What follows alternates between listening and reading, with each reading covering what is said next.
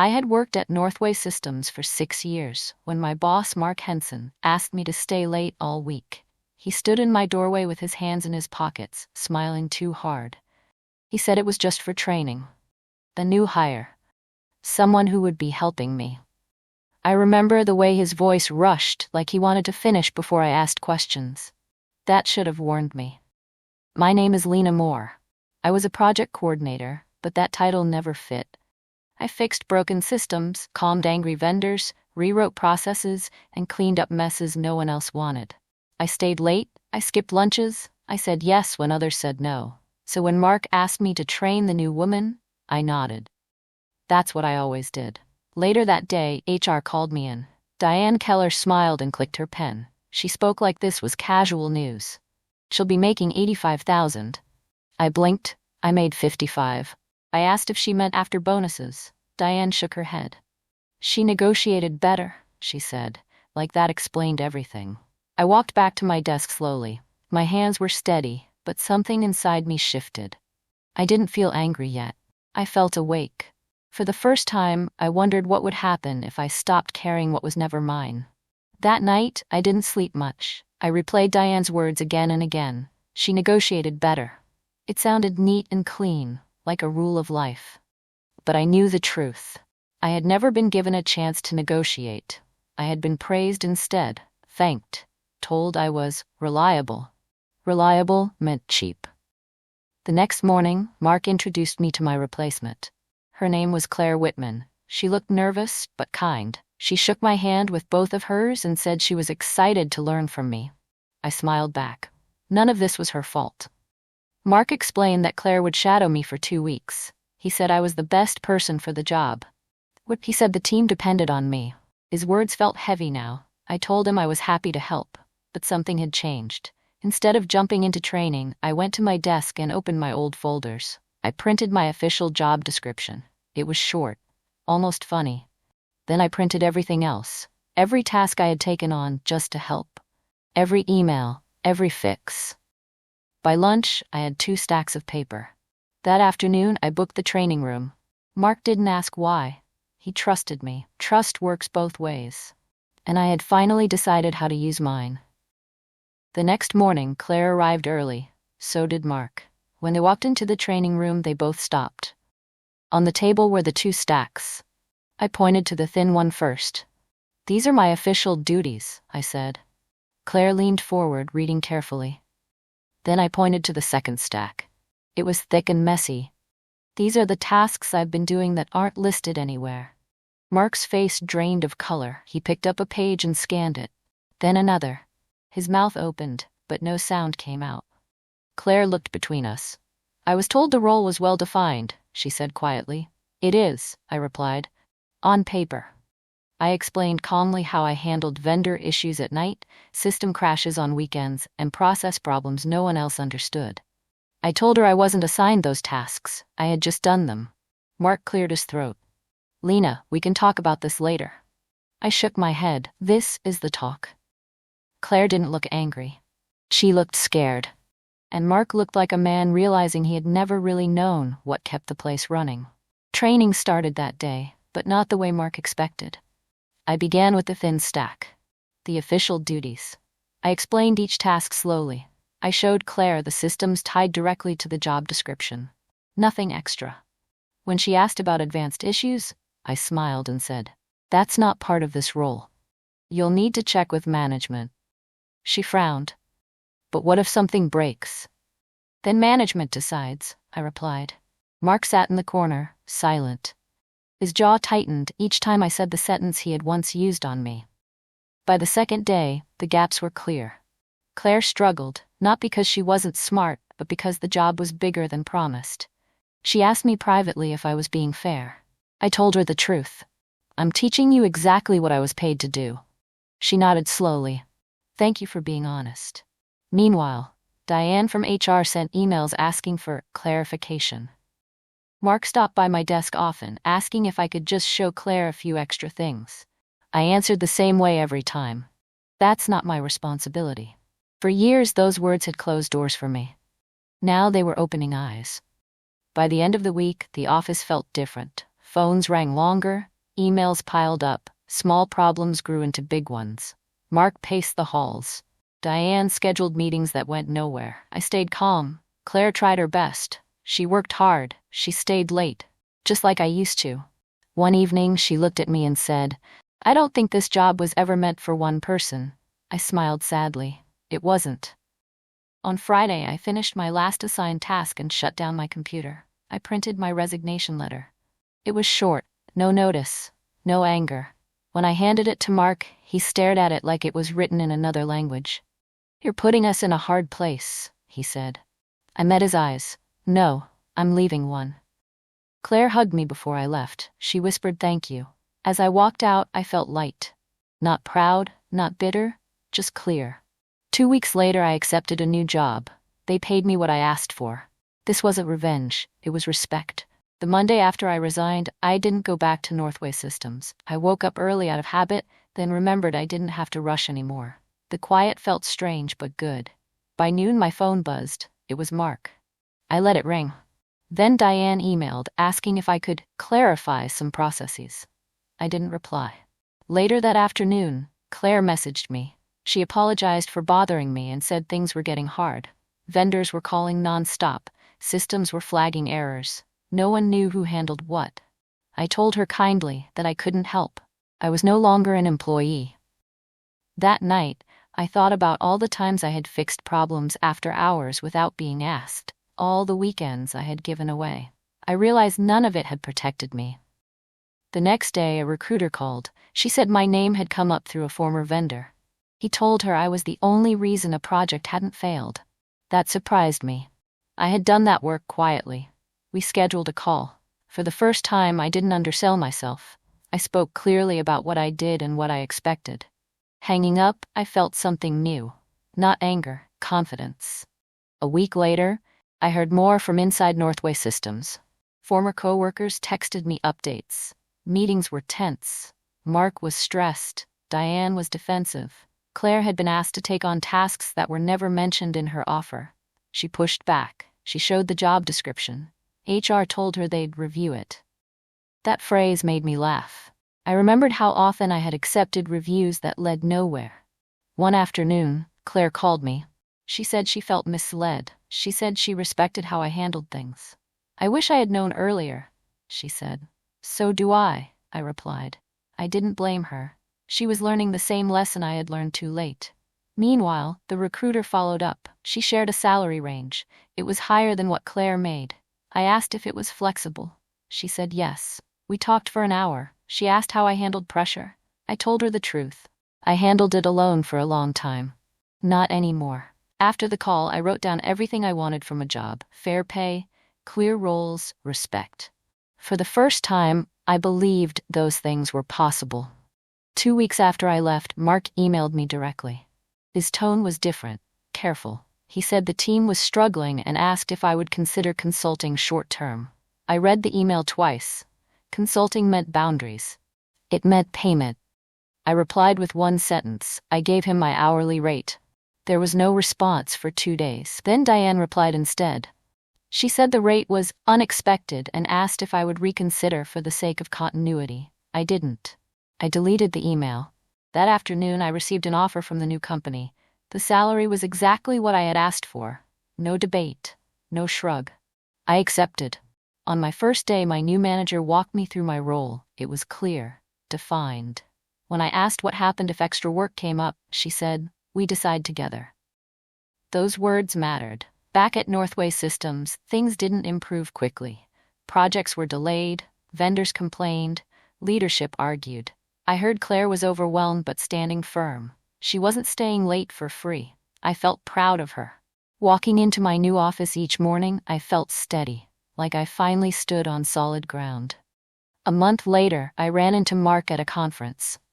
He looked tired, older. He tried to make small talk. He said they were restructuring. He said things had been eye-opening. I listened politely. Then he said, "I didn't realize how much you were doing." I nodded. "I tried to tell you." He sighed. "We should have handled things differently." That was the closest thing to an apology I would get. I didn't feel satisfied. I felt done. That night, I thought about how long I had tied my worth to being needed. to fixing things, to staying quiet, I realized something important. Being needed isn't the same as being valued. At my new job, people asked for my input, but they didn't assume my time belonged to them. When I logged off, I logged off. Northway Systems eventually hired 2 people to replace me. I heard about it from a friend. The cost was far more than my old salary. That wasn't revenge. It was math. And it was avoidable.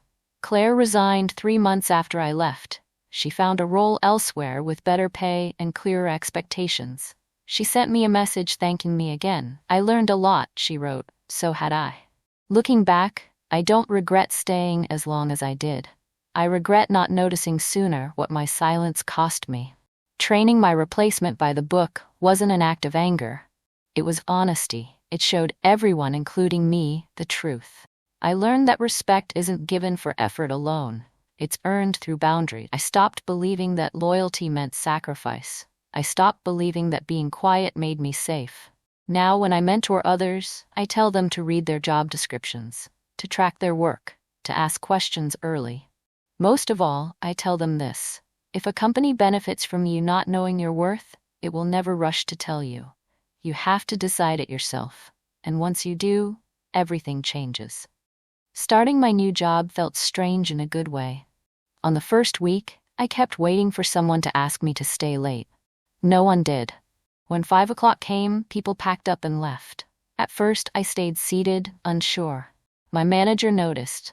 She smiled and said, "You can go, we'll finish tomorrow." That sentence stayed with me.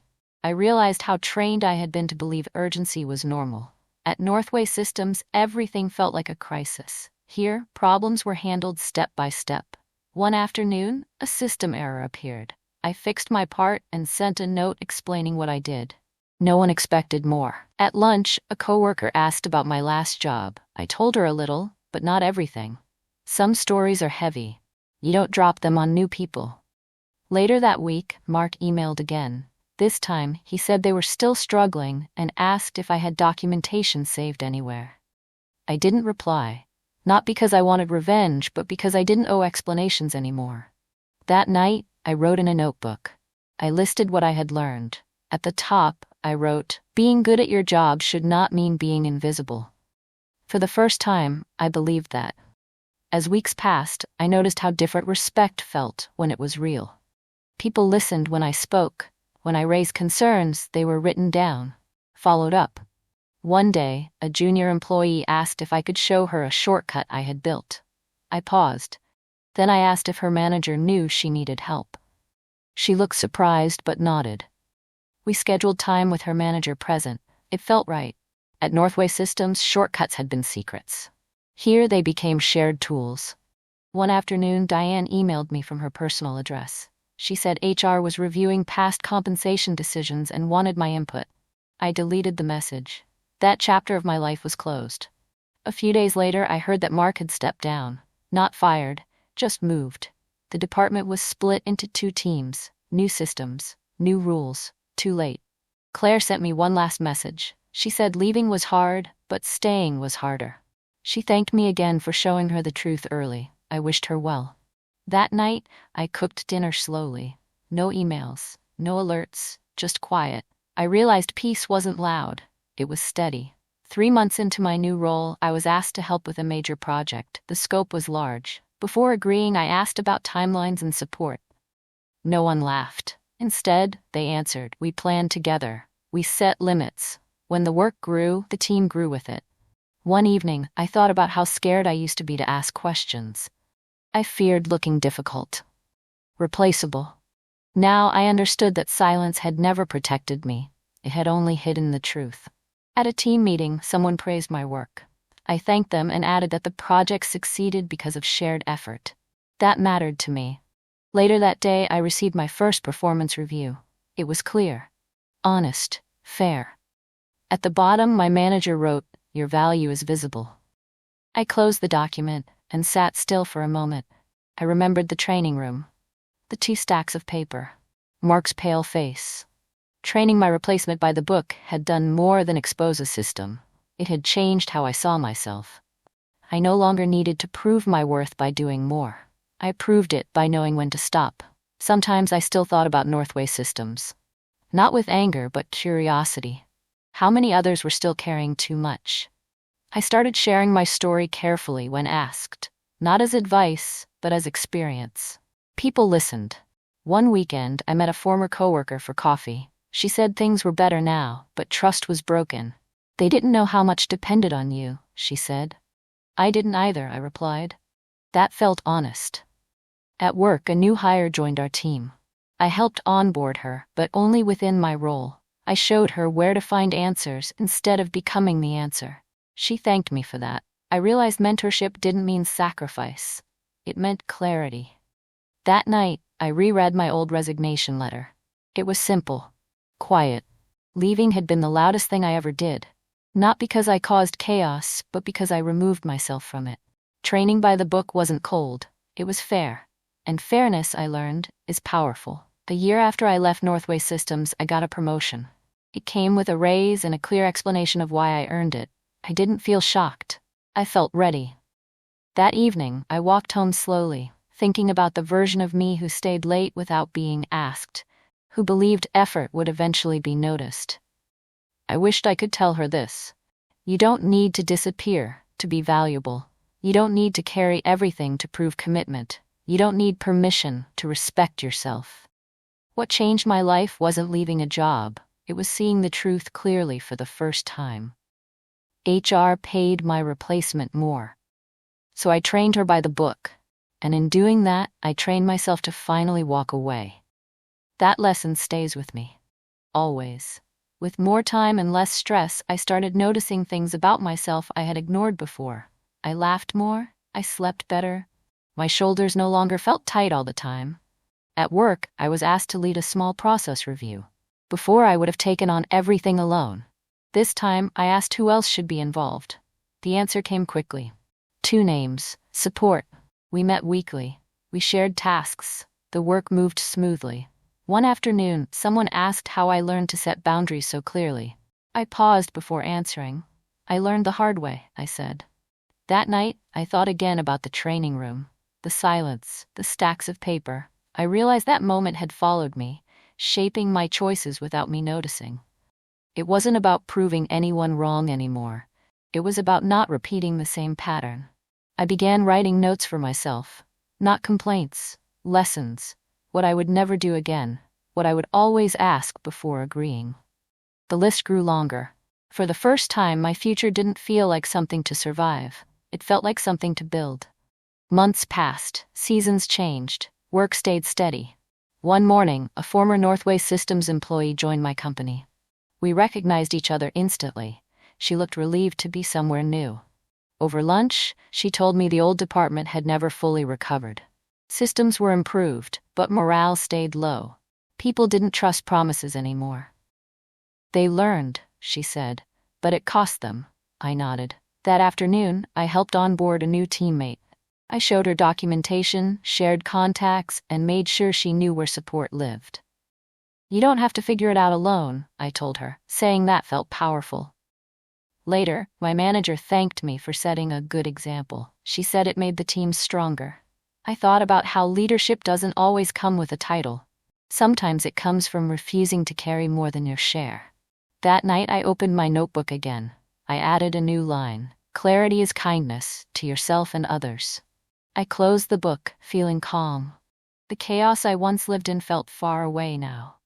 One evening, Claire called me. I hadn't heard from her in months. She sounded happy. She said her new job treated her well. Clear hours, fair pay. I'm glad I left, she said. I just wish I hadn't walked into that mess first. You learned fast, I replied. That matters. We talked about how strange it felt to unlearn old habits, how saying no still felt uncomfortable sometimes. Before hanging up, she said something that stayed with me. You change things just by being honest. After the call, I sat quietly. I realized I had always believed change required noise, arguments, fights, but my change came from calm choices. Training by the book had been quiet. Leaving had been quiet. The impact wasn't. At work the next day, a problem came up outside my role. I flagged it and waited. Someone else handled it. That simple moment felt like freedom. As my confidence grew, so did my voice. I spoke up in meetings. I shared ideas without apology. One idea turned into a proposal, then a pilot, then a full project. When it succeeded, leadership credited the whole team. That felt right. Later, my manager asked if I wanted to mentor newer staff formally. I agreed, with clear boundaries. Mentorship, I learned, was about guidance, not rescue. During one session, someone asked how to know when a workplace wasn't healthy. I answered honestly, when your effort keeps growing, but your respect doesn't. The room went quiet. I realized how many people needed to hear that. That night, I thought about Diane's shrug. How small it seemed at the time. How much it revealed. She hadn't meant harm. She had meant efficiency. But efficiency without fairness breaks people. I was glad I had stepped away before it broke me. A year and a half after leaving Northway Systems, I walked past their old building. The sign was different. New branding. Same walls. I didn't feel pulled to go inside. I kept walking. At home I cooked dinner and listened to music. Life felt balanced. Not perfect. Just fair.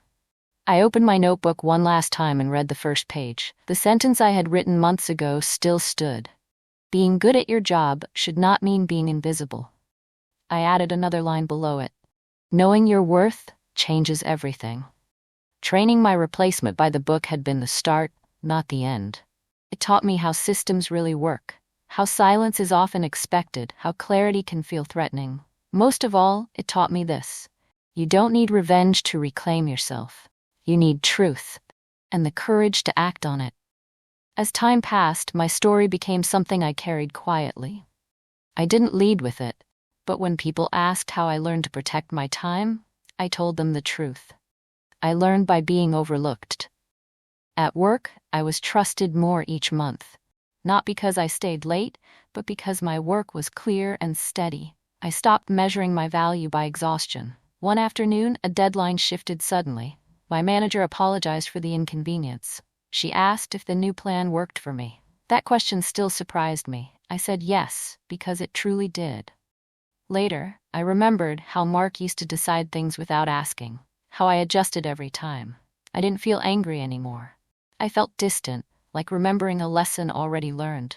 That night, I organized old files on my computer. I found documents from Northway Systems, old emails, notes, proof of work. I deleted them all, not to erase the past, but to stop carrying it forward.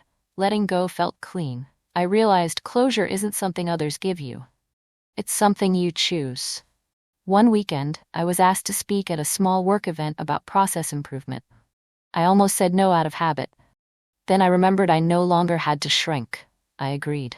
Standing in front of the room, I talked about clarity, about writing things down, about making sure work matched titles and pay. I didn't name Northway Systems. I didn't need to. People nodded. Some took notes. Afterward, a young woman approached me. She said she was being asked to do more without a raise. She wasn't sure what to do. I told her to start by listing her duties, to ask questions early, to trust what felt off. She thanked me. Her eyes looked lighter. That moment mattered more than any promotion. Later, walking home, I thought about how much silence I had accepted before. How many chances I gave others to decide my worth. Now, I understood that fairness doesn't arrive on its own. You have to meet it halfway. Not every day was easy. Some habits were hard to break. Sometimes I still felt the urge to fix things that weren't mine. But now I noticed the feeling and paused. I asked myself, is this my role? If the answer was no, I stepped back. And the world didn't fall apart. At work, the team grew stronger. People took ownership. Problems were shared, not hidden. One afternoon, my manager asked how I stayed so steady. I told her about the 2 stacks of paper. She listened quietly. That must have been hard, she said. It was, I replied. But it taught me what I needed to know. That night, I dreamed of the training room again. This time, the room was empty. No papers, no tension, just space. I woke up calm. I realized the story no longer owned me. I owned it. On the anniversary of my resignation, I treated myself to a day off. I walked through the park, watched people hurry by, and felt grateful I wasn't rushing anymore. I thought about how small moments had led to big change. A sentence from HR, a shrug, a choice to follow the rules exactly. None of it felt dramatic at the time, but together, it changed my life. That afternoon, Claire sent me a message. She said she had just negotiated a raise. I didn't apologize once, she wrote.